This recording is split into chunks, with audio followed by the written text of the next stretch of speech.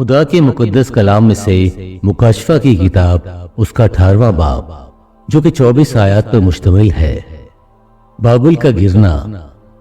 ان باتوں کے بعد میں نے ایک اور فرشتے کو آسمان پر سے اترتے دیکھا جسے بڑا اختیار تھا اور زمین اس کے جلال سے روشن ہو گئی۔ اس نے بڑی آواز سے چلا کر کہا کہ گر پڑا، بڑا شہر بابل گر پڑا، اور شیاطین کا مسکن اور ہر ناپاک روح کا اڈا اور ہر ناپاک اور مکروہ وہ پرندہ کا اڈا ہو گیا، کیونکہ اس کی حرام کاری کے غضبناک مے کے باعث تمام قومیں گر گئی ہیں اور زمین کے بادشاہوں نے اس کے ساتھ حرام کاری کی ہے، اور دنیا کے سوداگر اس کے عیش و عشرت کی بدولت دولت مند ہو گئے۔ پھر میں نے آسمان میں سے کسی اور کو یہ کہتے سنا کہ اے میری امت کے لوگوں، اس میں سے نکل آؤ تاکہ تم اس کے گناہوں میں شریک نہ ہو اور اس کی آفتوں میں سے کوئی تم پر نہ آ جائے،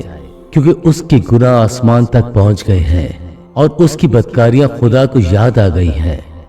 جیسا اس نے کیا ویسا ہی تم بھی اس کے ساتھ کرو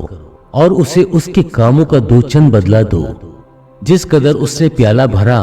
تم اس کے لیے 2 گنا بھر دو۔ جس قدر اس نے اپنے آپ کو شاندار بنایا اور عیاشی کی تھی،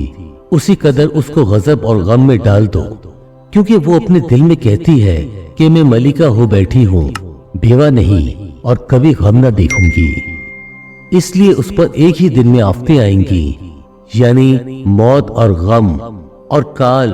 اور وہ آگ میں جلا کر خاک کر دی جائے گی، کیونکہ اس کا انصاف کرنے والا خداوند خدا قوی ہے، اور اس کے ساتھ حرام کاری اور عیاشی کرنے والے زمین کے بادشاہ جب اس کے جلنے کا دھواں دیکھیں گے تو اس کے لیے روئیں گے اور چھاتی پیٹیں گے، اور اس کے عذاب کے ڈر سے دور کھڑے ہوئے کہیں گے، بڑے شہر اے بابل، اے مضبوط شہر، افسوس افسوس، گھڑی ہی بھر میں تجھے سزا مل گئی۔ اور دنیا کے سوداگر اس کے لیے روئیں گے اور ماتم کریں گے، کیونکہ اب کوئی ان کا مال نہیں خریدنے کا، اور وہ مال یہ ہے، سونا، چاندی، جواہر، موتی اور مہین کتانی اور ارغوانی اور ریشمی اور قرمزی کپڑے اور ہر طرح کی خوشبودار لکڑیاں اور ہاتھی دانت کی طرح طرح کی چیزیں اور نہایت بیش قیمتی لکڑی اور پیتل اور لوہے اور سنگ مرمر کی طرح کی چیزیں اور دار چینی اور مسالے اور عود اور عطر اور لبان اور مے اور تیل اور میدا اور گیہوں اور مویشی اور بھیڑیں اور گھوڑے اور گاڑیاں اور غلام اور آدمیوں کی جانیں۔ اب تیرے دل پسند میوے تیرے پاس سے دور ہو گئے، اور سب لذیذ اور تحفہ چیزیں تجھ سے جاتی رہیں،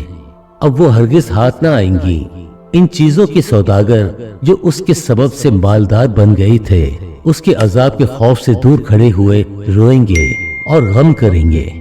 اور کہیں گے، افسوس افسوس، وہ بڑا شہر جو مہین کتانی اور ارغوانی اور قرمزی کپڑے پہنے ہوئے اور سونے اور جواہر اور موتیوں سے آراستہ تھا، گھڑی ہی بھر میں اس کی اتنی بڑی دولت برباد ہو گئی، اور سب ناخدا اور جہاز کے سب مسافر و ملاح اور جتنے سمندر کا کام کرتے ہیں، جب اس کے جلنے کا دھواں دیکھیں گے تو دور کھڑے ہوئے چلائیں گے اور کہیں گے، کون سا شہر اس بڑے شہر کی مانند ہے، اور اپنے سروں پر خاک ڈالیں گے اور روتے ہوئے اور ماتم کرتے ہوئے چلا کر کہیں گے، افسوس افسوس، وہ بڑا شہر جس کی دولت سے سمندر کے سب جہاز والے دولت مند ہو گئے، گھڑی ہی بھر میں اجڑ گیا۔ اے آسمان اور اے مقدسوں اور رسولوں اور نبیوں، اس پر خوشی کرو، کیونکہ خدا نے انصاف کر کے اس سے تمہارا بدلہ لے لیا۔ پھر ایک زوراور فرشتہ نے بڑی چکی کے پاٹ کی مانند ایک پتھر اٹھایا اور یہ کہہ کر سمندر میں پھینک دیا کہ بابل کا بڑا شہر بھی اسی طرح زور سے گرا دیا جائے گا اور پھر کبھی اس کا پتہ نہ ملے گا، اور بربط نوازوں اور مطربوں اور بانسری بجانے والوں اور نرسنگا پھونکنے والوں کی آواز پھر کبھی تجھ میں نہ سنائی دے گی، اور کسی پیشہ کا کاریگر تجھ میں پھر کبھی پایا نہ جائے گا، اور چکی کی آواز تجھ میں پھر کبھی نہ سنائی دے گی، اور چراغ کی روشنی تجھ میں پھر کبھی نہ چمکے گی، اور تجھ میں دلہے اور دلہن کی آواز پھر کبھی نہ سنائی دے گی، کیونکہ تیرے سوداگر زمین کے امیر تھے اور تیری جادوگری سے سب قومیں گمراہ ہو گئیں، اور نبیوں اور مقدسوں اور زمین کے اور سب مقتولوں کا خون اس میں پایا گیا۔